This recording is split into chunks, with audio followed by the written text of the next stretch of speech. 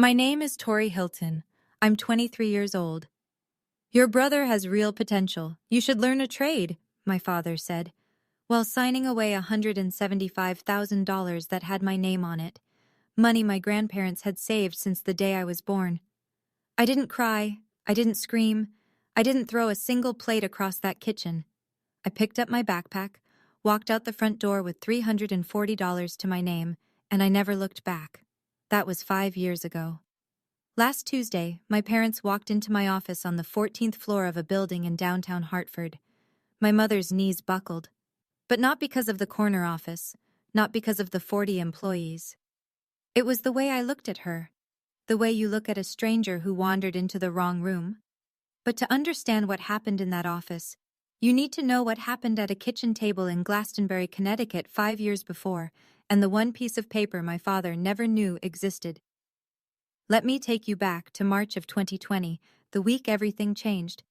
I grew up in a colonial 2-story on Hollister Way in Glastonbury, Connecticut. White shutters, a wraparound porch, a mailbox my father repainted every spring because appearances mattered more than anything in the Hilton household. From the outside, we looked like a catalog family. From the inside, we operated like a small dictatorship. And my father, Gerald Hilton, was the one holding the gavel. Dad was a regional manager for an insurance company in Hartford. 40-minute commute, briefcase, tie clip, firm handshake. He controlled every dollar that moved through our house. My mother, Diane, didn't have a credit card in her own name until she was 46 years old. That should tell you everything. The rules were never written down, but they didn't have to be. My brother Marcus, 3 years older, 6 inches taller, and the undisputed center of my father's universe, got the new laptop every fall, got driven to travel baseball tournaments in 3 states, got his own room when I was moved into the half-finished attic bedroom at 12 because Marcus needed space to focus. I got the dishes, the laundry, the quiet expectation to help Mom keep the house running while the men chased bigger things. I was good at drawing, really good. My art teacher, Mrs. Calloway, once told me I had the kind of spatial awareness that architecture firms recruit for. I brought home a portfolio and a letter from her recommending a summer program at RISD. Dad glanced at it for maybe 4 seconds. Drawing pictures isn't a career, Tori. It's a hobby. He set it on the counter and never mentioned it again. But the college fund? That was supposed to be different. My grandparents on my mom's side had started 2 UTMA accounts the year each of us was born. One for Marcus, one for me. $175,000 each, built up over 18 years of contributions and compound interest. My father announced it at Thanksgiving when I was 15, stood right at the head of the table, wine glass in hand, like he was giving a quarterly earnings report. Both of my kids have a full ride waiting for them, he said. $175 each. That's their future, and nobody touches it. The whole table clapped. Aunt Helen, Uncle Ray, the cousins, everyone. I remember looking at the wall in the living room afterward. Every single frame was Marcus. His Little League trophy, his Honor Society certificate, his homecoming photo. I had exactly one picture on that wall, tucked in the corner by the thermostat, a family Christmas photo from 2011 where half my face was blocked by my dad's shoulder. I remember thinking, even then, the money is the only thing that's actually equal. I was wrong.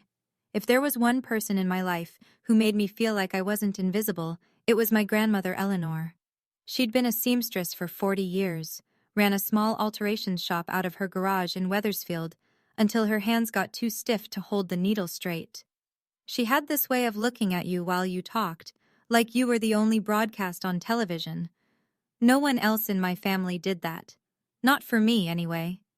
Grandma Eleanor was the one who taught me to sketch. Not art school sketch, the practical kind. She'd lay a pattern on her cutting table and I'd trace it freehand while she pinned. "Your hands in your head, Tori," she used to say. "Nobody can repossess those." She died the spring I turned 16.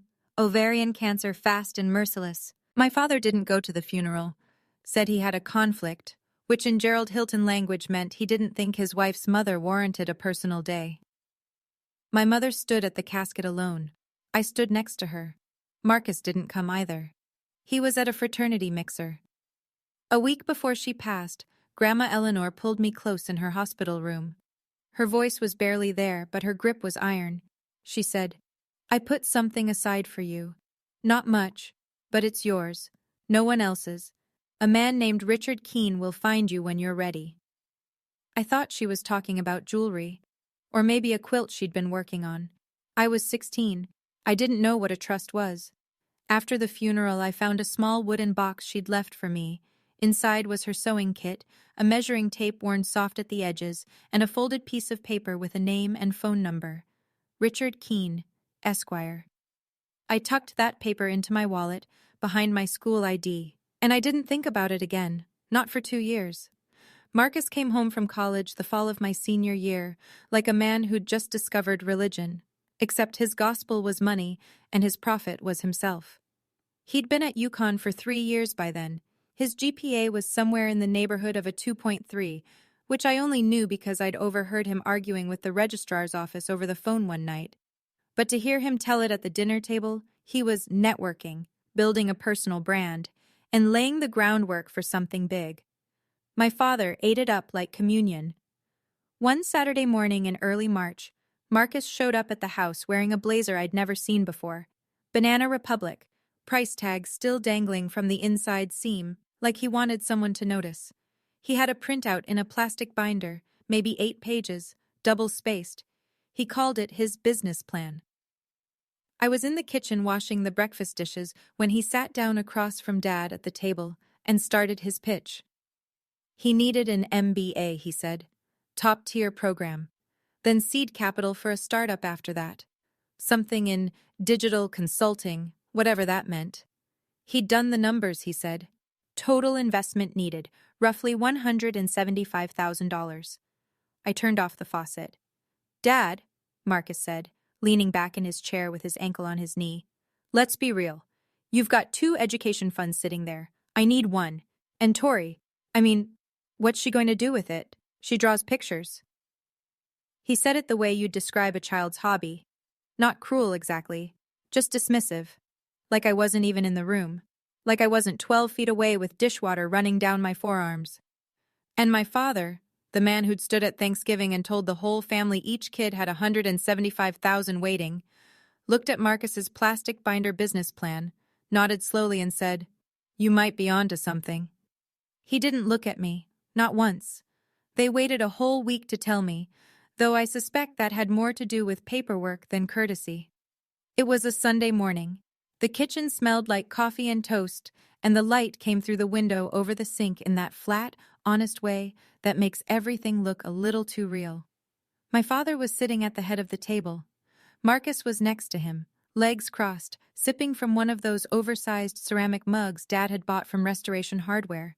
$28 for a coffee cup, but God forbid I ask for a $10 set of colored pencils.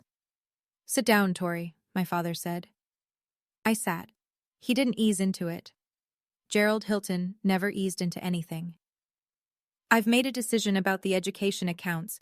Your brother needs the capital for his MBA. It's a real opportunity, and I'm not going to let it slip. I'm consolidating both funds under his name." Both funds. All $175,000. "Your brother has real potential," he continued, straightening a napkin like he was closing a business deal. "You should learn a trade. There's good money in it. Nothing wrong with that." I looked at my mother. Diane Hilton was standing by the sink, both hands on the edge of the counter, her back half turned. She was staring at the floor. Not at me. Not at Dad. At the tile, like she was trying to memorize the grout pattern. "Mom?" Nothing. Not a word. Not a glance. Just the sound of the refrigerator humming and my brother slurping coffee like this was any other Sunday. "Your mother agrees," my father said. And something between my mother and me died right there on that kitchen tile.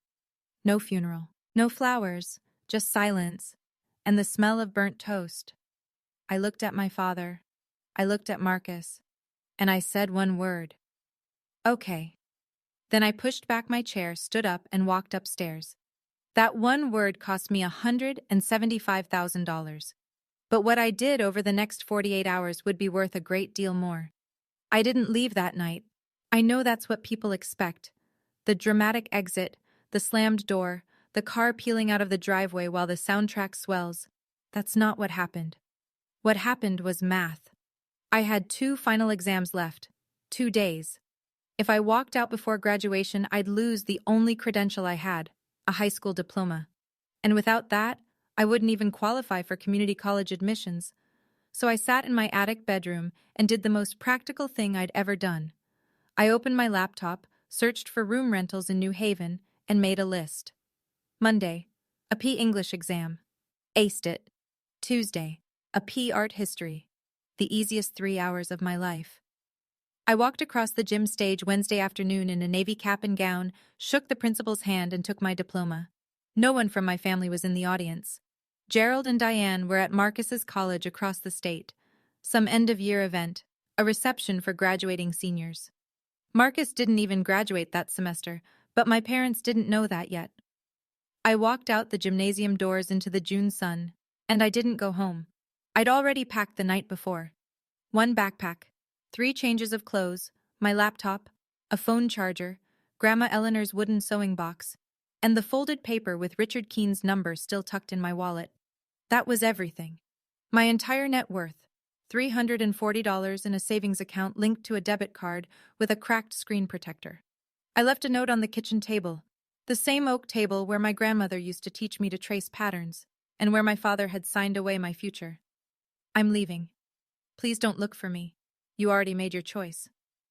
I called an Uber, got in, watched the white shutters of Hollister Way disappear through the rear window. $340. A high school diploma. A dead grandmother's sewing box. And a phone number I'd never dialed. It wasn't much, but it was mine. New Haven in the summer is loud, humid, and completely indifferent to your problems, which, if you're 18 and running on adrenaline and spite, is exactly what you need. I found a room in a 3-bedroom apartment on Wally Avenue, $700 a month, shared bathroom, 2 roommates I'd never met. One was a nursing student named Bridget who worked overnights. The other was a guy named Darnell who played bass in a cover band and was never awake before noon. Nobody asked me why I was there. Nobody asked about my family. I liked that. I got a barista job at a coffee shop on Chapel Street within the first week. Minimum wage plus tips. I enrolled at Gateway Community College for the fall, graphic design program. The tuition was manageable, barely, if I picked up extra shifts. It was 2 weeks before my father called. Not to check on me, not to ask where I was sleeping, to scold me. His voicemail, because I didn't pick up, went like this. You're being dramatic, Tori. This is exactly the kind of behavior I'm talking about. Come home and we'll look into a cosmetology program, something realistic. He left 3 more messages that month, each one shorter than the last, each one angrier. My mother called once late at night. She was whispering, which meant Dad was in the next room. Tori, sweetheart, I'm worried about you. Your father, he just wants what's best. Please come home. We can figure this out. Figure what out, Mom? He gave away my money. A pause. Then, your father knows best, honey. Just come home. I hung up. And I understood, with a clarity that felt like cold water, that my mother was never going to choose me. Not because she didn't love me, but because she'd spent 25 years letting Gerald Hilton make every decision in her life, and she didn't know how to stop. That was the night I deleted home from my contacts. Meanwhile, Marcus texted the family group chat, the one I hadn't left yet. A single message with a laughing emoji. Guess the artist couldn't handle the real world. I screenshot it, muted the chat, and went back to studying. On his Instagram that same week, a rooftop bar in Manhattan, a bottle of something expensive, the caption, MBA Life, paid for, every cent of it, with my $175,000. I closed the app and opened my textbook. 3 months in, I was running on 4 hours of sleep, black coffee, and a stubbornness I'd inherited from a woman who hemmed wedding dresses in a garage until her knuckles swelled shut. I was sitting on my bed one night, the bottom bunk, because Bridget had claimed the top before I moved in, going through my bag for a pen, when my hand brushed the wooden box. Grandma Eleanor's sewing kit. I opened it the way you open something sacred, slow, careful, already knowing it's going to hurt. the measuring tape, the needles in their little felt case, and underneath, the folded paper. Richard Keene, Esquire. A phone number with a Wethersfield area code. I'd been carrying it for 2 years. I'd never called. It had always felt like something for later, for some vague future emergency I couldn't picture. But sitting on that bunk bed, with $214 left in my account and a tuition bill due in 6 weeks, I realized this was the emergency. I called the next morning. Richard Keene answered on the second ring. His voice was calm and unhurried, the kind of voice you develop after 40 years of reading legal documents to grieving families. He said he'd been trying to reach me. He'd mailed 2 letters to the house in Glastonbury over the past 2 years. I never got them, I said, a long pause on his end. I see. We both understood what that meant. Gerald had intercepted them. Richard asked me to come to his office in Wethersfield. I took 2 buses to get there. It was a small practice, just him and a paralegal, in a brick building with law books on every surface and a brass lamp on his desk that looked older than I was. He sat me down and explained what my grandmother had done. Eleanor had set up a revocable trust 4 years before she died. $12,000 funded from her personal savings. The sole beneficiary was me, Victoria Eleanor Hilton, and the trust was structured to transfer when I turned 18 and made contact with the trustee. Richard was that trustee. She told me you'd call eventually, he said. She just wasn't sure when. He slid a check across the desk. $12,000. And beside it, a copy of the trust document with my grandmother's signature at the bottom, thin, shaky, but deliberate. Every letter intentional. I held that piece of paper, and for the first time since I'd left Glastonbury, I cried. Not because of the money, because someone had planned for me. Someone had sat down with a lawyer and said, "This is for Tori, and nobody else gets to touch it." But Richard wasn't done. "There's something else you should know," he said. He opened a folder. "Your UTMA account, the $175,000. I took the liberty of requesting the transaction records. As beneficiary, you're entitled to them." He turned the folder toward me. Inside was a printout, an email from Gerald J. Hilton to the bank, dated March 14th, instructing a full withdrawal and transfer of the custodial funds to a new account in Marcus Hilton's name. The email was 4 sentences long. No mention of my education. No mention of me at all, except as an account number. Under Connecticut law, Richard explained, a UTMA custodian has a fiduciary duty to use the assets for the benefit of the minor.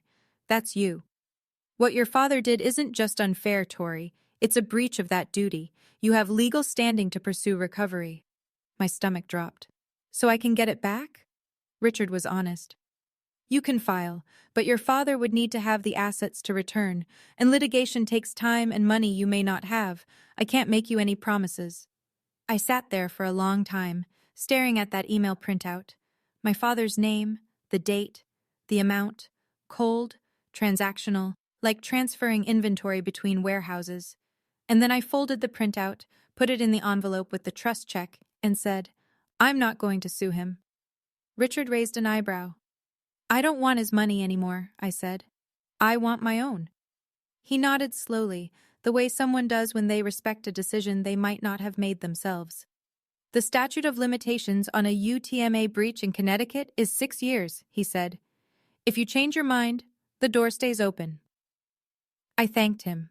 I took the check, the trust document, and the email printout. I walked to the bus stop in the rain, holding a manila envelope against my chest. $12,000. In Connecticut, that's barely 4 months of rent. But it was the first money in my life that someone gave me because they believed in me, not because they were obligated to. I want to be honest about what those first 2 years looked like, because I think people imagine some kind of movie montage, inspirational music, time-lapse of the girl at the desk, everything golden and upward. It wasn't like that.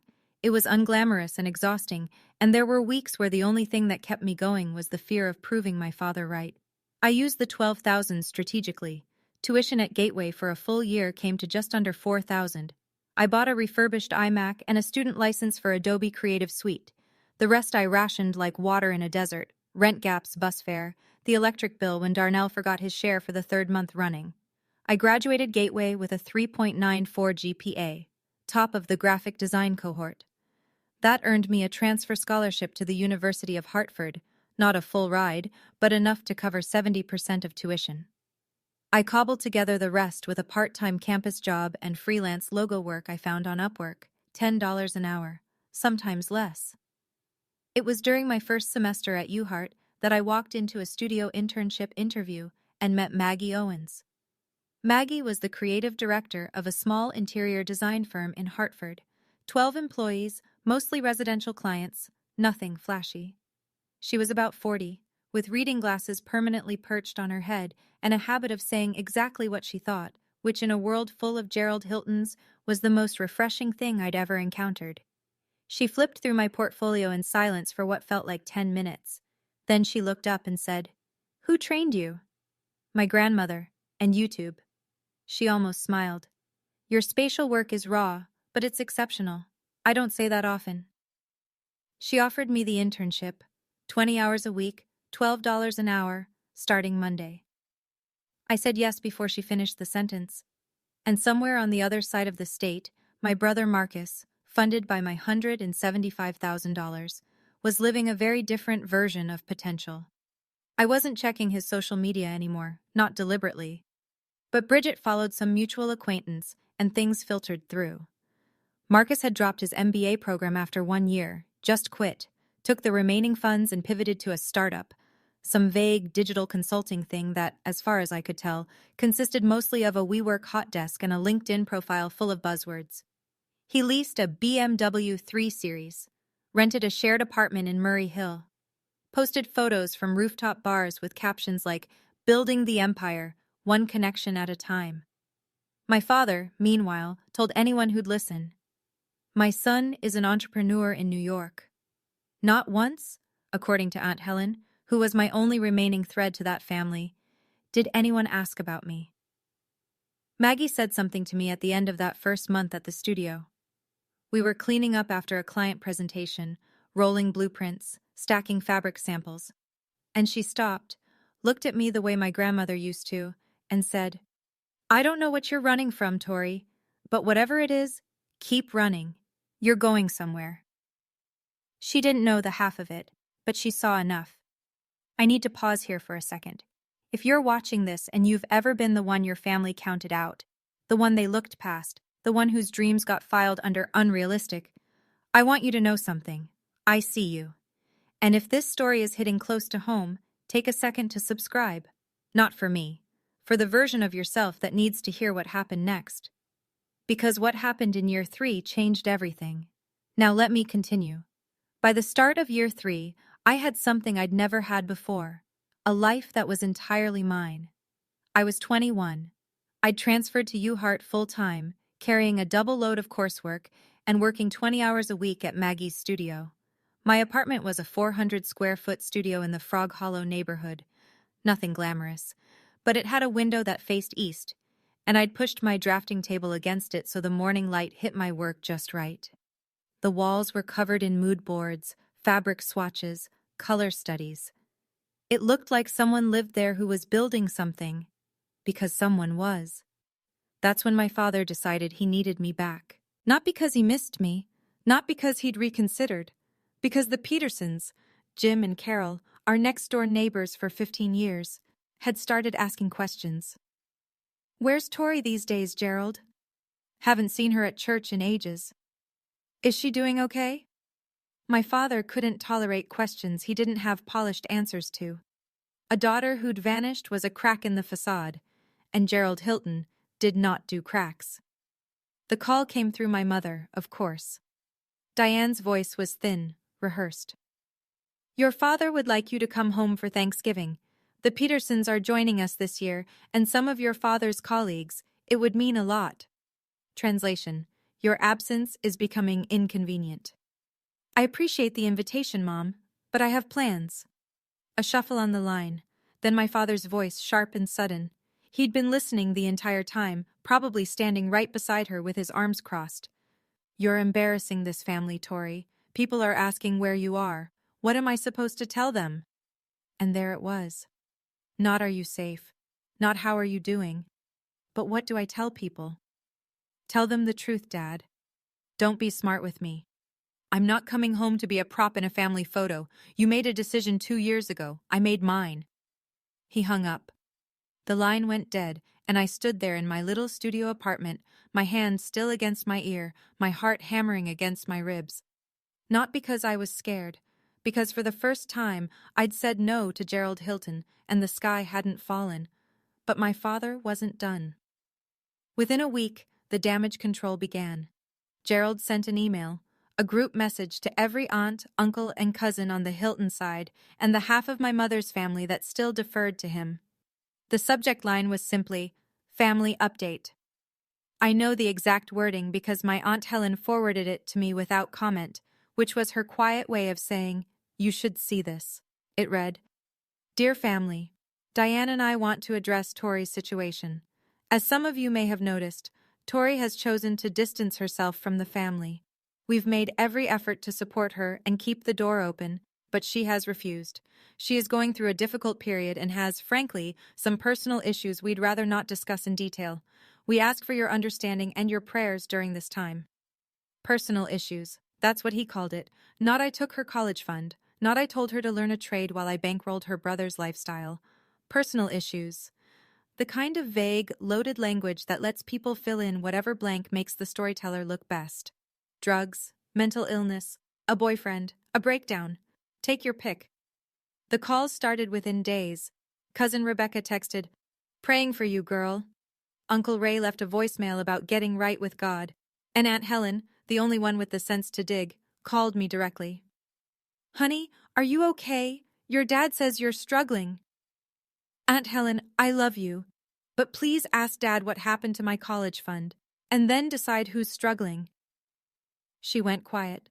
I could hear her breathing, the way people breathe when they're recalculating everything they thought they knew. She asked Gerald. I know she did because she told me later. His response was, "That's between me and my children," which is what people say when the answer makes them look bad. After that, Aunt Helen stopped asking. Not because she didn't care, but because Gerald Hilton had spent decades building a family structure where questioning him was the same as betraying him. And most people choose comfort over confrontation. I couldn't fight on every front. I was 21, working and studying and barely keeping my head above water. I didn't have the energy to mount a public relations campaign against my own father. So I did what I'd been doing since I was 12. I put my head down and kept working. But I saved that email. I saved Helen's forward, with the timestamp and the full recipient list. I didn't know when I'd need it. I just knew that a man who rewrites history once will do it again, and next time, I wanted receipts. Marcus called on a Thursday night, 8 months after the Thanksgiving blow-up. It was the first time I'd heard his voice in 2.5 years. "Hey, sis?" Warm, casual, like he was calling to catch up over coffee, like nothing had happened. "Marcus, look, Dad told me about the whole Thanksgiving thing. I think you're overreacting a little. It was just money, you know? We're family. Families figure this stuff out." Just money. $175,000. My education, my future, my grandmother's legacy. Just money. It was $175,000, Marcus.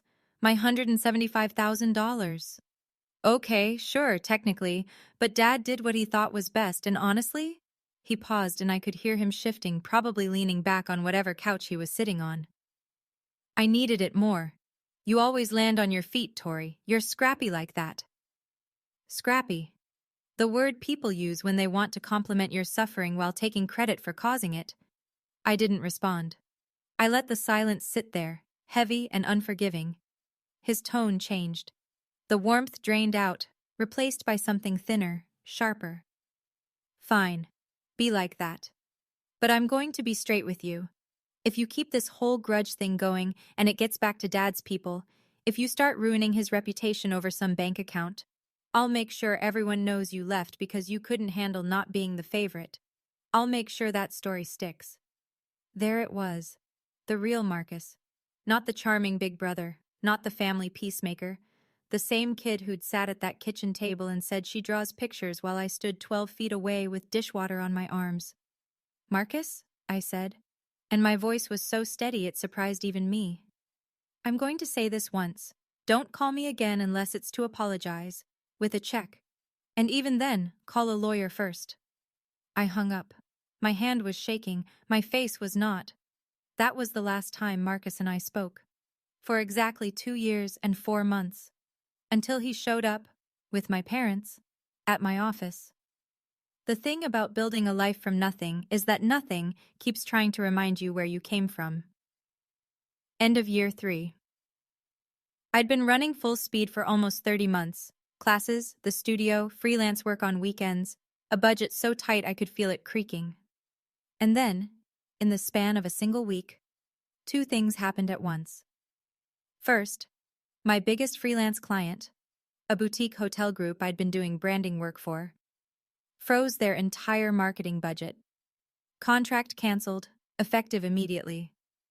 That was $1,400 a month I'd been counting on. Second, the tuition bill for my final semester at UHart arrived. $4,200, due in 30 days.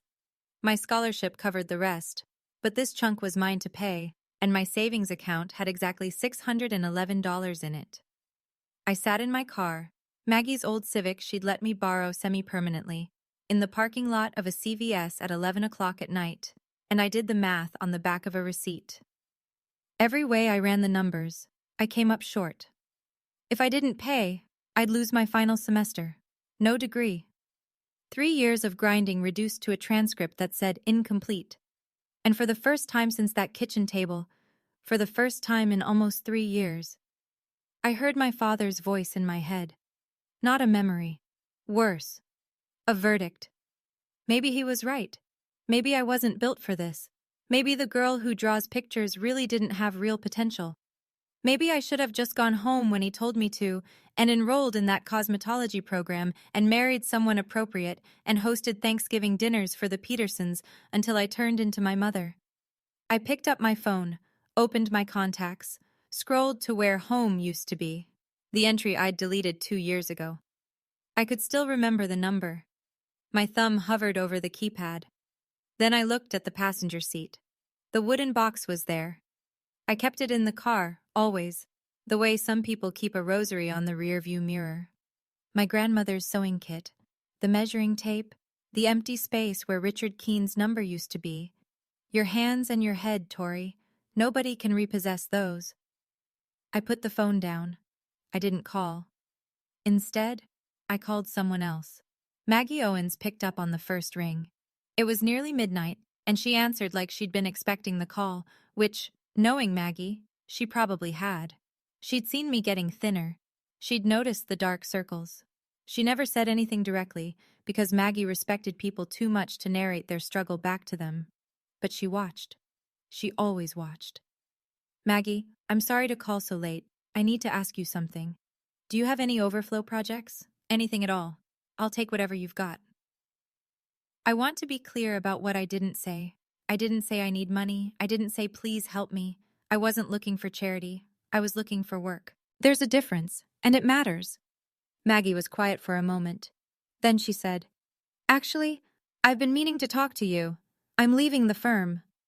My stomach dropped. The one stable thing in my professional life, gone.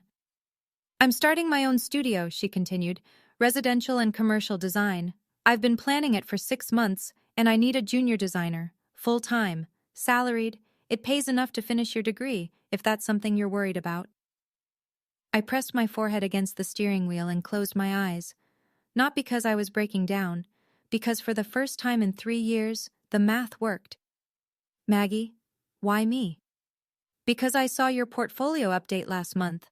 The Morrison project? That hotel lobby concept? She paused. Tori, that's not junior level work. That's principal level.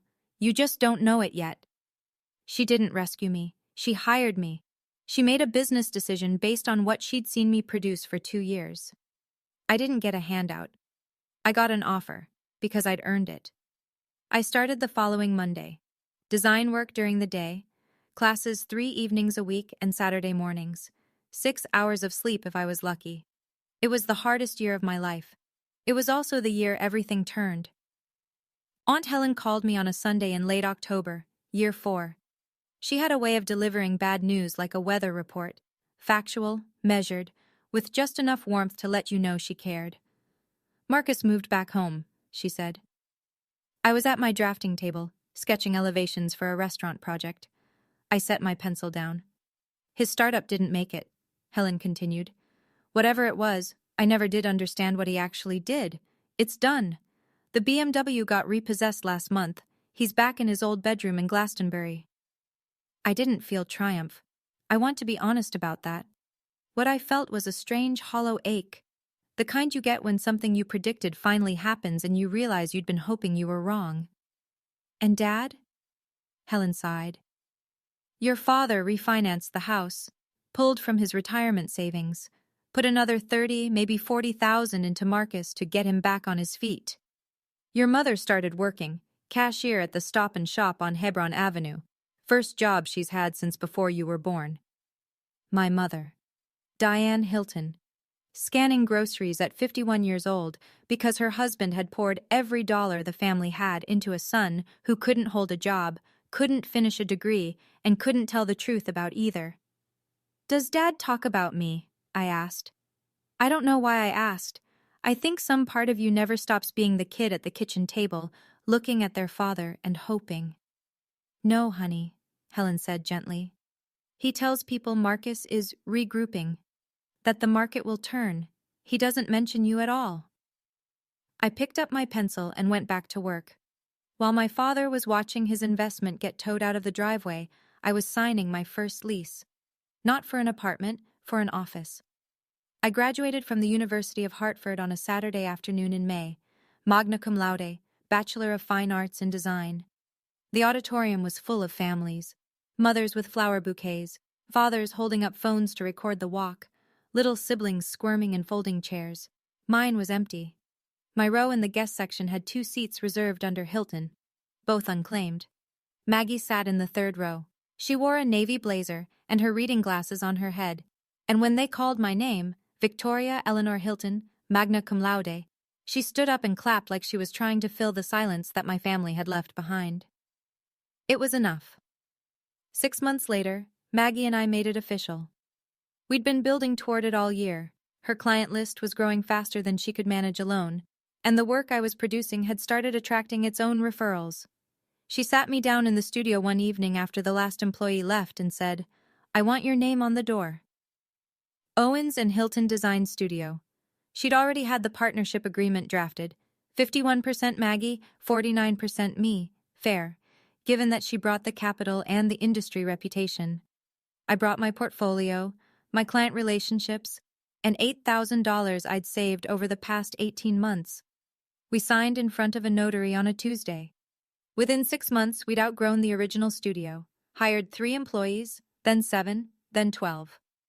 Maggie handled the high-end residential clients. I built out a consulting arm, corporate spaces, restaurant concepts, boutique hotels, under the name Hilton Creative Consulting, nested under our shared umbrella. The day I saw my last name on a glass door that I owned, not inherited, not borrowed, not given, I stood there for 5 full minutes, not to admire it, to believe it. Year 5. I was 23, and my life looked nothing like anything anyone in that house on Hollister Way had predicted for me. Owens and Hilton had moved into the Goodwin Building, a pre-war office tower in downtown Hartford, renovated top to bottom, the kind of address that makes people take you seriously before you've opened your mouth. We took the entire 14th floor, 40 employees, glass-walled offices, a design lab, a client presentation suite with a walnut table that seated 12. Our revenue had tripled in 18 months. We'd landed contracts with boutique hotel chains across New England, 2 restaurant groups, and a corporate campus redesigned for an insurance firm in Stamford. My corner office had a view of the Connecticut River. On the oak desk, solid, heavy, the kind of furniture you buy once and keep forever, sat 2 things: a framed photograph of my grandmother Eleanor, and the wooden sewing box, lid open, the measuring tape still coiled inside. No other family photos, not one. Then, in early January, I received an email from the Hartford Business Journal. They were launching their annual 30 Under 30 Awards, recognizing young business leaders across the state. I'd been nominated. The gala ceremony was scheduled for March at the Connecticut Convention Center. 300 attendees, media coverage, the kind of visibility that my father would have killed for Marcus to have. I read the email 3 times, then I called Maggie. "You deserve this," she said. "Don't you dare turn it down." I didn't. I accepted, sent back the RSVP, and started drafting my speech. I planned to thank Maggie, to thank my professors at UHeart and Gateway, and to thank the woman who gave me my first $12,000 and my first lesson in believing. What I didn't plan for, what I couldn't have predicted, was that the Hartford Business Journal publishes their nominee profiles online 2 weeks before the gala, with photographs and full names, and that Glastonbury, Connecticut, is only 22 miles from downtown Hartford. It was Bob Peterson who set the match. Bob, Jim and Carol's son, our old next-door neighbor, the kid who used to throw a football with Marcus in the backyard, had moved to Hartford after college and worked in commercial real estate. He saw the HBJ article the day it went live. He saw the name. He saw the photo. The professional headshot I'd had taken for the company website, blazer, clean background, the kind of image my father would have framed in the living room if it had belonged to Marcus. Bob didn't think twice. He forwarded the link to his mother, Carol, with a note. "Isn't this the Hilton's daughter? Small world." Carol Peterson texted Gerald that same evening. "Congratulations, Gerald. Saw Tori in the Hartford Business Journal. What a wonderful achievement. You must be so proud." I know what happened next because Aunt Helen told me, months later, piecing it together from what Diane had let slip. Gerald opened the link on the old iPad he kept on the kitchen counter. He read the article in silence. The profile detailed everything. Co-founder of Owens & Hilton, 40 employees, major clients, revenue growth, the 30 under 30 nomination. There was a quote from Maggie calling me one of the most gifted spatial designers I've encountered in 20 years. Gerald didn't say congratulations. He didn't say he was proud. He said, to Diane, who was standing at the stove, "She got lucky. Design is a bubble. It won't last." But Diane, for the first time in 25 years, didn't nod along. "Gerald," she said quietly, "she built that without a penny from us." He didn't respond. He set the iPad down and left the room. Marcus was upstairs, in his old bedroom, at 26, surrounded by rejection emails and $60,000 in credit card debt. He saw the article that night on his phone. He read it twice. Then he walked downstairs and said the only honest thing I believe he said that year. "We should visit her. Maybe she can help."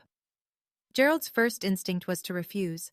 He wasn't going to go begging at his daughter's office. The idea offended him on a structural level. In Gerald's world, children came to fathers, not the other way around. But Marcus knew which lever to pull. "Dad, think about it. If people find out your daughter is this successful and you're not even in contact, that looks worse. Way worse than anything Tori could say." He was right, and they both knew it. This wasn't about reconnection. It was about optics. Gerald needed to be seen as the patriarch of a family that included a successful daughter, not the man whose daughter had succeeded in spite of him. They agreed to drive to Hartford. No phone call first, no appointment, just a surprise visit, so Gerald could control the narrative. Walk in, shake hands, maybe get a photo for the living room wall, proof that the Hiltons were a united front. They left Glastonbury on a Tuesday morning in early March. Gerald, in his best suit, the navy one, 15 years old, slightly too tight across the shoulders. Marcus in wrinkled khakis, and a polo that had seen better days. Diane in the back seat, clutching her old handbag, eyes red before they'd even merged onto I-91. 3 people and a stack of Marcus's credit card statements. Headed to an office they'd never been invited to. That Tuesday morning, I was in early. 8 a.m. The 14th floor was quiet. Just me, the hum of the HVAC, and the pale March light coming through the floor-to-ceiling windows. I had my speech for the gala open on my laptop, a draft I'd been tightening for 2 weeks. The ceremony was Saturday, 4 days away. I'd written and rewritten the middle section a dozen times, the part where I talked about my grandmother. I want to thank the woman who gave me my first investment, $12,000 in a sewing box, and taught me that real potential isn't something someone else decides for you. That line I'd nailed. It was the next part that kept tripping me up. How much to say, how close to the bone to cut without making it about him. I took a sip of coffee. Black, same as always, in a ceramic mug Maggie had custom made for the studio, with our logo on the side.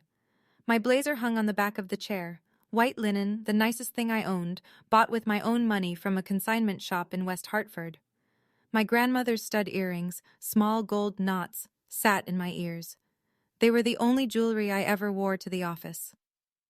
I looked out the window at the Hartford skyline, the gold dome of the state capitol, the river catching light, the rooftops of a city that owed me nothing and had given me everything anyway. I hadn't thought about my father in weeks, and that, I realized, was the real victory. Not the office, not the title, not the corner view. The fact that Gerald Hilton no longer occupied rent-free space in my head. Then the intercom buzzed. "Miss Hilton?" Janet's voice, careful and strange. "There are 3 people in the lobby. They don't have an appointment. They say they're family." My hand froze mid-page. 5 years. No calls, no letters, no apology, and they just showed up. I know you can feel what I felt in that moment. That buzz on the intercom. My whole body went cold. If you've ever had someone from your past show up right when you'd finally moved on, you know exactly what I'm talking about. Before I tell you what happened when that elevator door opened, smash that like button if you think I should have let them up, or drop boundary in the comments if you wouldn't have. Here's what I did. I sat with it for 10 seconds. 10 seconds of silence, my fingertips pressed against the edge of my speech, the intercom light blinking green on the desk phone. I could have said no. I could have told Janet to say I was in a meeting, that Ms. Hilton wasn't available, please leave a card. Part of me wanted to. The 18-year-old in me, the girl at the kitchen table, she wanted to lock that door and never open it. But the 23-year-old, the one who'd built this floor from scratch, knew something the girl didn't. Running from them gave them power. Meeting them on my ground took it back. Send them up, Janet.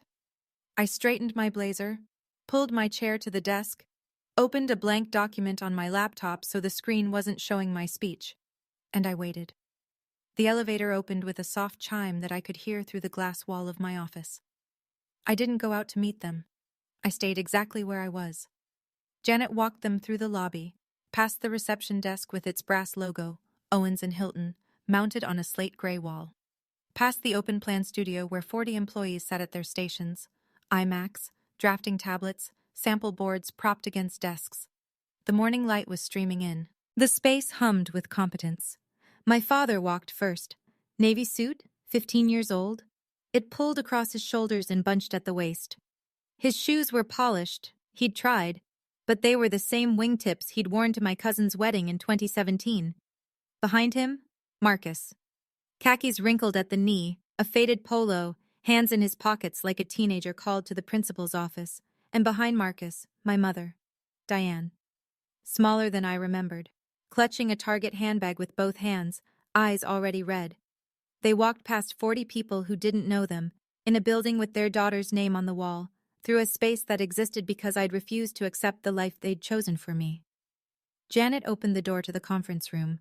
Glass walls, walnut table, 12 chairs, an 85-inch display screen, and a view of downtown Hartford that you could charge admission for. "Ms. Hilton will be with you shortly," she said. I gave it 2 minutes. Not to be petty, because I needed to breathe. Then I stood, picked up a legal pad and a pen, the Mont Blanc Maggie had given me the day we signed the partnership, and walked into the conference room. My mother saw me first. She made a sound. Not a word, not a cry. Something between the two, and her knees buckled. Actually buckled. She grabbed the edge of the conference table with one hand, and Gerald's arm with the other. Gerald steadied her, but his face, I'll never forget his face. It was the look of a man who had walked into a building expecting to find a hobby and found an empire instead. Marcus just stared. At the logo, at the table, at me. His mouth opened, then closed, then opened again. Nothing came out. And I looked at all 3 of them with the exact expression I'd give a walk-in client who hadn't made an appointment. Professional, courteous, absolutely empty of anything personal. "Please," I said. Sit down. Can I get you water or coffee? They sat. Gerald at the head of the table, force of habit, then seemed to realize this wasn't his table and shifted awkwardly to the side. Diane took the chair closest to the door, like she might need an escape route. Marcus sat between them, arms crossed, eyes still scanning the room like he was appraising real estate. Nobody took the coffee. Gerald spoke first. Of course he did. You've done well for yourself, Tori. He said it with a nod, a slow nod, the kind he used to give Marcus's report cards, like he was grading me. I always said you were resourceful. Resourceful. Not talented, not brilliant. Resourceful. The word you use for someone who survives despite the odds you stacked against them. I let the silence sit for 3 full seconds, long enough for it to become uncomfortable. Then, thank you. Now, how can I help you today? Gerald blinked. He'd expected warmth, maybe tears, maybe the prodigal daughter, grateful to see her family after 5 years. What he got was a conference room and a question he'd have to answer honestly. We're here because we're family, he said, leaning forward, adjusting his cuffs like he was running a meeting. We've let too much time pass. Your mother and I, we want to reconnect, put things behind us. Diane nodded, eyes wet, dabbing at them with a tissue she'd pulled from her handbag. I set my pen on the legal pad. I didn't write anything. I appreciate you coming. Then Marcus cleared his throat. He uncrossed his arms, planted his elbows on the walnut table, this $12,000 walnut table, and tried on his old charm school voice. Tori, I could actually use some advice. Business stuff. I've got a few things in the works and I thought maybe you could take a look. Give me your perspective. A few things in the works. $60,000 in credit card debt and an old bedroom in Glastonbury was a few things in the works. I looked at my brother the way Maggie looked at a design concept that didn't meet brief. Marcus, are you a client? He frowned. What? If this is a business consultation, I'll have Janet schedule you. Our rate is $350 an hour. The room went very still. Gerald's jaw tightened.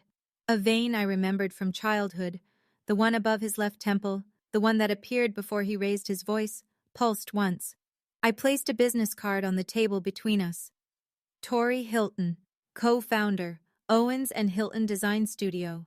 Phone number, email, no family crest, no shared history, just the facts. Gerald looked at the card. He didn't pick it up. I'm happy to help, I said, but I need to understand the capacity. Are you here as family or as a business inquiry? Because as family, we haven't spoken in 5 years. I paused. And that wasn't my choice. The mask came off. Gerald pushed back from the table, both hands flat on the walnut surface, and every year of carefully maintained composure cracked right down the center. Enough with the corporate act, Tori. We're your parents. We drove 2 hours to see you. You drove 2 hours, I said. That's more effort than you made in 5 years. His face flushed. The vein was back, throbbing now. I made a decision for this family. I did what I thought was right. I looked at 2 kids, and I put the money where it had the best chance of paying off. And look at you. You got over it. You're fine. Got over it.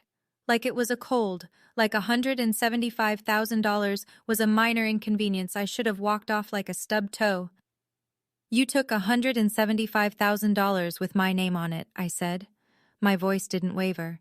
I'd practiced this sentence in my head for 5 years. Not for this moment, but for myself. For the version of me who needed to hear it spoken out loud. You transferred it to Marcus without my consent. That wasn't a family decision, Dad. That was a legal violation of your fiduciary duty as a UTMA custodian. I chose not to sue you. That doesn't mean I forgot. Gerald's face drained. Not red anymore. White. The color of a man who has just learned that the person he dismissed understands exactly what he did, with the legal vocabulary to prove it. How? He started. I had a lawyer explain it to me. The same lawyer Grandma Eleanor appointed to manage the trust she set up in my name, the one whose letters you intercepted. Dead silence. Diane's head snapped toward Gerald. What letters? She whispered. Gerald didn't answer. Marcus, who had been shrinking into his chair by the inch, leaned forward with his elbows on his knees. The charm was gone. In its place was something I recognized. Desperation. Tori, look, I'm in a tough spot, okay? I owe about 60 grand. Credit cards, mostly. If you could just lend me something, a bridge, just enough to... No. The word landed like a stone in water. No echo, no negotiation. Come on. His voice cracked. We're blood. Blood didn't stop you from taking my future, Marcus, and it won't make me fund yours. He looked at our father, the way he always did, for backup, for reinforcement, for the man who'd spent his whole life propping up the golden child. But Gerald was staring at the table, jaw clenched, still processing the phrase fiduciary duty and the ghost of letters he'd thrown in the trash. Then my mother broke. Not the way she used to break, the quiet kind, the kind where she cried at the sink and pretended the water was making her eyes red. This was different. This was a woman who was finally looking at the full cost of her silence. Tori. Her voice splintered. Please. I know I should have said something. I was standing right there.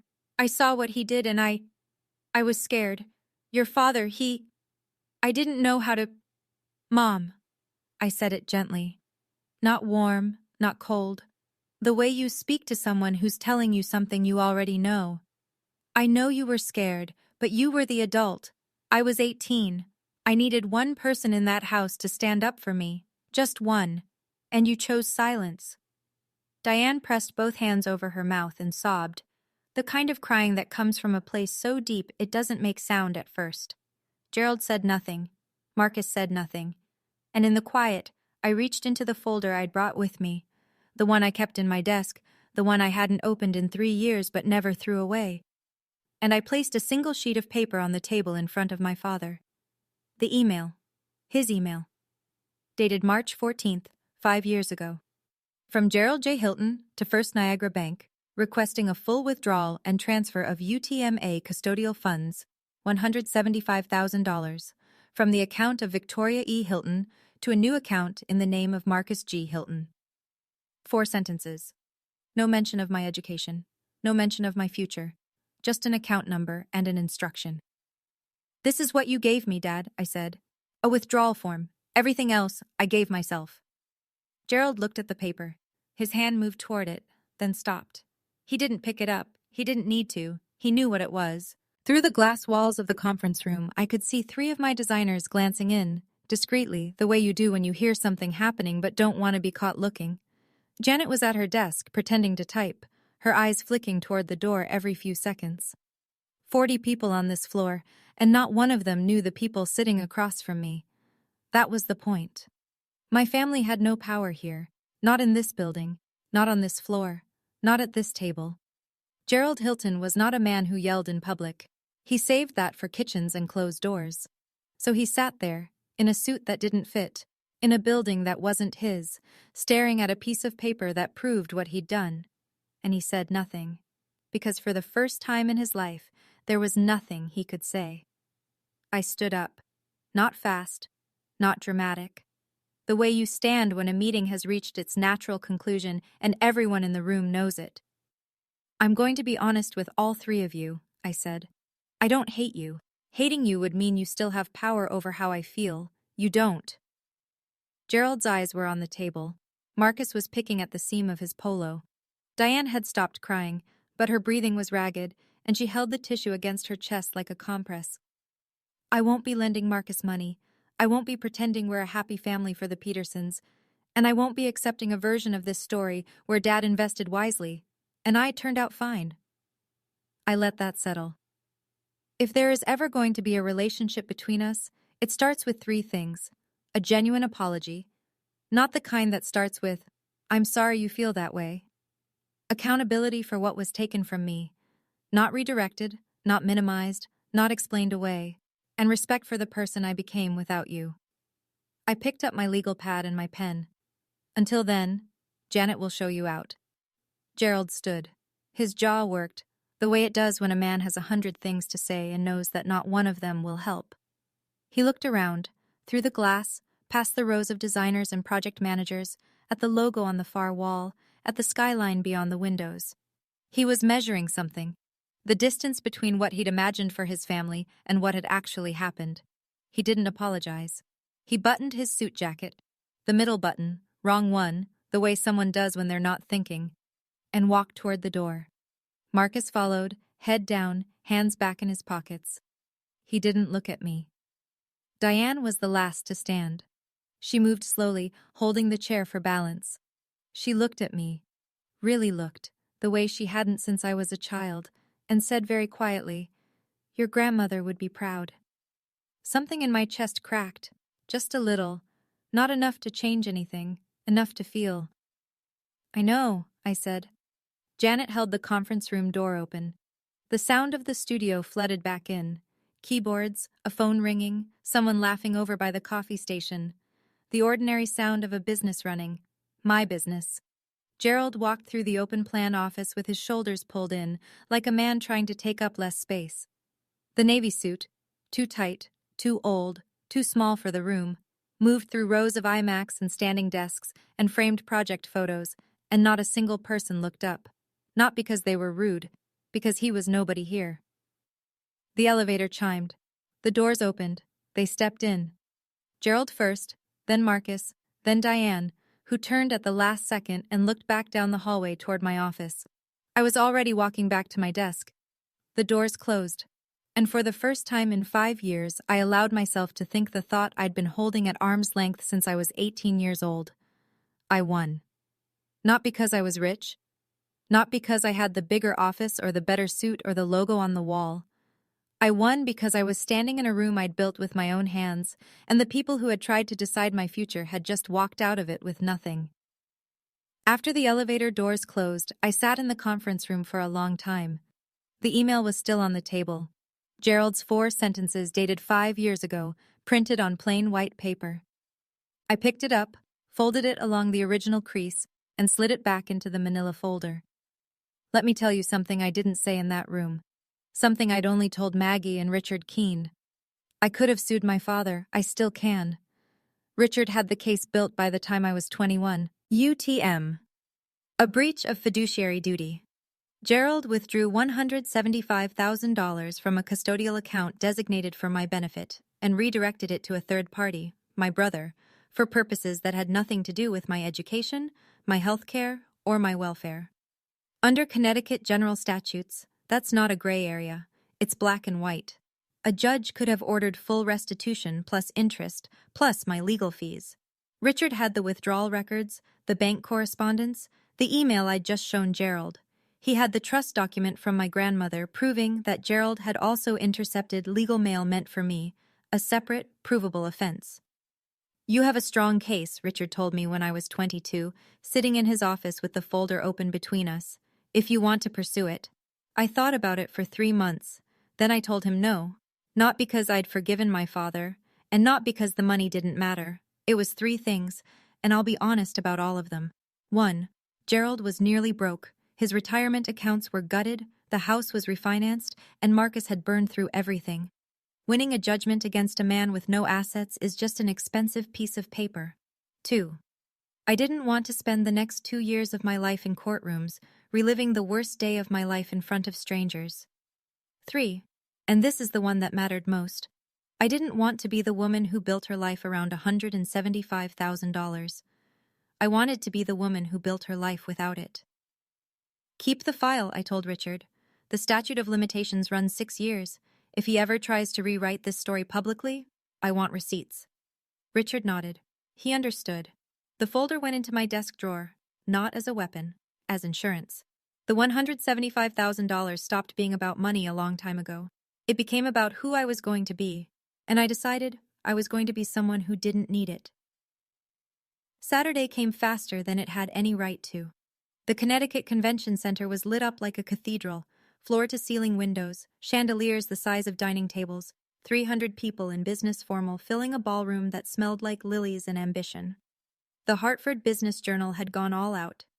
Ice sculptures, a string quartet during cocktails, a media wall with the 30 under 30 logo where nominees posed for photographers. I'd bought a new blazer for the occasion, midnight blue, tailored, the nicest thing I'd ever owned. My grandmother's gold stud earrings, A pair of heels I'd practiced walking in for a week because I wasn't about to stumble on the one night that mattered. In the inside pocket of my blazer, a piece of paper, yellowed, soft at the folds, with a name and phone number written in a dead woman's handwriting. Richard Keene, Esquire. I'd carried it the way other people carry a lucky coin. Not because I believed in luck, because I believed in the woman who'd written it. Maggie was at the front table beaming. She'd brought 3 of our senior designers as guests. Janet had come too, in a dress I'd never seen her wear, proud as a mother hen. They called my name at 8:47 p.m., Tori Hilton, co-founder, Owens and Hilton Design Studio. Hartford Business Journal, 30 under 30. The walk to the stage felt longer than it was. The spotlight hit, and the room blurred into shapes and warmth and the sound of applause. I adjusted the microphone and looked out at 300 faces. Then I spoke. 5 years ago, I had $340 and a high school diploma. Someone I trusted told me I should learn a trade because I didn't have real potential. A murmur rippled through the room. He was wrong about the potential, but he was right about the trade. I learned the trade of building something from nothing, from blueprints and deadlines and clients who needed someone to see what they couldn't see yet. I paused, took a breath. I want to thank my partner, Maggie Owens, who didn't rescue me. She hired me. There's a difference. I want to thank my professors at Gateway Community College and the University of Hartford, who treated me like I belonged there before I believed it myself. My voice steadied. And I want to thank the woman who gave me my first investment, $12,000 in a sewing box, and taught me that your hands and your head are the only things nobody can repossess. My grandmother, Eleanor. Maggie was on her feet, then the table next to her, then the row behind them. A standing ovation that started at the front and moved through the room like a wave. I didn't cry on stage. I saved that for later. At a table near the back, someone was recording on their phone. It was Aunt Helen. She'd come. I'd sent her an invitation 3 weeks earlier, the only family member I'd reached out to. She was crying openly, not bothering to wipe her face, holding the phone steady with both hands. She sent the video to Diane that night. I didn't name my father. I didn't name Marcus. I didn't have to. Anyone who knew the story understood every word. And the people who didn't? They just heard a young woman who'd earned her place. That was enough. The letter arrived the following Thursday. No return address. Just my office address, handwritten on a plain white envelope, the way you write when you're not sure the person on the other end wants to hear from you.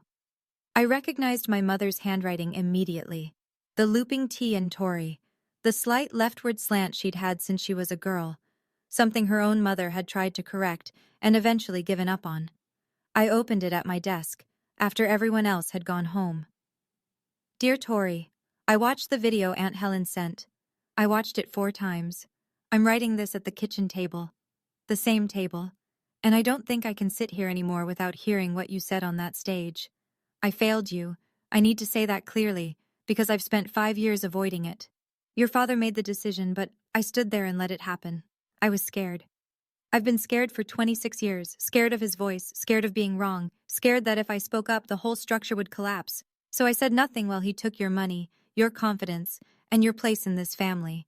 And I told myself it was keeping the peace. It wasn't peace. It was cowardice. I know that now. I don't expect forgiveness. I don't think I've earned it. But I need you to know, I see what I did. I see who you've become. And I'm done standing by the sink with my mouth shut. I've contacted a divorce attorney. I'm looking for an apartment. For the first time in 30 years, I'm choosing myself. You taught me that, the night you walked out that door. I just wish it hadn't taken me 5 years to follow. Your grandmother would be proud of you. I know because I am. Mom. I set the letter down on the oak desk, next to the framed photo of Grandma Eleanor, and I cried. Not the kind of crying I'd done at Richard Keene's office. That had been grief for lost time, for money, for a father who'd never see me clearly. This was different. This was mourning the mother-daughter relationship we should have had. The version where she stood up at that table and said, "No, Gerald, this is wrong." The version where I didn't have to leave to learn my own worth. Gerald sent nothing. No letter, no call, no text, nothing. His ego was the last wall standing, and he would die behind it before he'd let it come down. Marcus sent a single text the night after the gala. 5 words. Congrats on the award, Tori. No apology, no accountability, no acknowledgement of the $175,000, the threats, the years of silence. Just 5 words that cost him nothing and meant about the same. I read my mother's letter 3 more times. Then I placed it on my desk, next to the sewing box and the photo, the small sacred collection of things that came from people who had, in their own way, believed in me. I didn't write back that night. I wasn't ready. But I didn't throw the letter away. That was new. Let me tell you where everyone ended up, because I think you deserve the full picture. Gerald Hilton took early retirement 6 months after our conference room meeting, though retirement is generous. His company downsized his department, and at 55, with a gutted 401k and a refinanced house, he didn't have the leverage to negotiate. He lives alone in the Glastonbury house now. The paint is peeling on the shutters he used to repaint every spring. The Petersons still live next door. Carol told Aunt Helen that Gerald doesn't come outside much anymore. When people ask him about me, and they do more often now, he changes the subject. He has never apologized. Marcus works at a car dealership in Middletown. Sales associate. He's 26 and lives in the house with Gerald. Or he did, until Gerald stopped speaking to him after the truth about the MBA came out. He never finished the degree. He never built the startup. He spent $175,000 of my future on a leased BMW, a Murray Hill apartment, and bottle service at clubs in Manhattan. The credit card debt is still at $60,000. He's on a payment plan. He has not apologized either, though Aunt Helen says he's quieter than he used to be, less sure of himself. Whether that's growth or just defeat, I can't say. My mother moved out in June. She rented a 1-bedroom apartment in Rocky Hill. Small, clean, hers. She got a full-time job at an accounting office and enrolled in a bookkeeping certificate program at Middlesex Community College. There's an irony there that I don't need to explain. Diane Hilton, at 53, is learning a trade. And for the first time in her life, she has a bank account with only her name on it. I think about that more than I expected to. As for me, I'm still at the 14th floor. The company is growing. We signed 2 new clients last month, a hotel group in Newport and a co-working campus in Stamford. Maggie and I are talking about opening a second office in New Haven, which would feel like a full-circle moment, given that's where I started with a bunk bed and a barista apron. The sewing box is still on my desk. The trust document is in my safe. The UTMA file is still in the drawer, untouched, and my mother's letter, folded once, tucked into its plain white envelope, sits on the corner of my desk where I can see it every morning. I haven't written back yet. But the letter is still there, and so am I. People ask me if I'm angry. I was. For about 2 years, anger was the engine that ran everything. It got me out of bed at 5 a.m. for the early shift at the coffee shop. It kept me at my desk until midnight, redoing a design that was already good enough, but needed to be undeniable. Anger is an excellent fuel, efficient, hot, available in unlimited supply when your family gives you a reason. But anger has a shelf life. If you let it run too long, it stops pushing you forward and starts eating you from the inside. Somewhere in year 3, maybe that night in the parking lot, maybe the morning Maggie offered me the job, the anger didn't disappear, but it changed shape. It turned into something quieter, steadier, less like a fire and more like a foundation. I don't tell this story for sympathy. I've built a good life, and I built it with my eyes open. I tell it because somewhere, right now, someone is sitting at a kitchen table being told they don't have potential. Someone's parent is signing away their future and calling it a smart investment. Someone's mother is staring at the floor, choosing silence over her own child. And the person at that table, the one being dismissed, is starting to believe it. Don't. My father took $175,000 from me. But the real theft wasn't the money. It was the years I spent wondering if he was right. That voice, maybe he was right, maybe I'm not enough, maybe the girl who draws pictures doesn't deserve a seat at the table. That was the thing I had to pay off. And the interest on self-doubt compounds faster than any bank account. I paid it off. Not with revenge, not with spite, with work, with proof, with the kind of silence that only comes from knowing your own worth. The best revenge isn't loud. It's the sound of a life well built, heard by the people who bet against you. I wrote the letter on a Tuesday night, not at the office, at home, my apartment in West Hartford. One bedroom, a small kitchen, a living room with a bookshelf I'd built myself from a kit and a fiddle-leaf fig that Maggie swore I'd kill within a month, but was somehow still alive 7 months later. Modest. Mine. Every square foot of it earned. I sat at the kitchen table, a different table, a table I'd chosen, with a sheet of white stationery and a pen, and I wrote to my mother. I didn't draft it, I didn't revise it, I just wrote. Mom, I got your letter. I've read it more times than I'll probably admit to you. I'm not ready to talk yet. I don't know when I will be. I won't lie to you about that, because I think we've both had enough of people saying what they don't mean in this family. But I want you to know this. The fact that you're starting over at 53, that you signed a lease, opened your own bank account, and enrolled in a program, that takes more courage than anything I've done.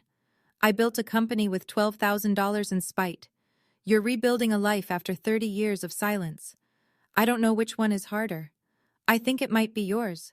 Grandma would be proud of you, too. Tori, I folded the letter, slid it into an envelope, wrote the Rocky Hill address on the front, and stuck a stamp on the corner. I set it on the table by the front door. The spot where I leave my keys, my badge, the things I need to grab on my way out in the morning. I didn't write to my father, maybe one day. But today isn't that day, and I've learned not to force doors open for people who slammed them in my face. I didn't write to Marcus either. There's a difference between a door that's closed and a door that was never real. Marcus and I never had a relationship. We had an arrangement, and he was always the one holding the better cards. If he ever comes to me with an apology that doesn't start with a $sign, I'll listen. But I won't hold my breath. Forgiveness isn't a switch, it's a door. I'm not opening it yet. But for the first time in 5 years, I'm not boarding it shut either. So that's my story. A father who chose his son. A mother who chose silence. A brother who chose himself. And a daughter who chose to leave, and then chose to build.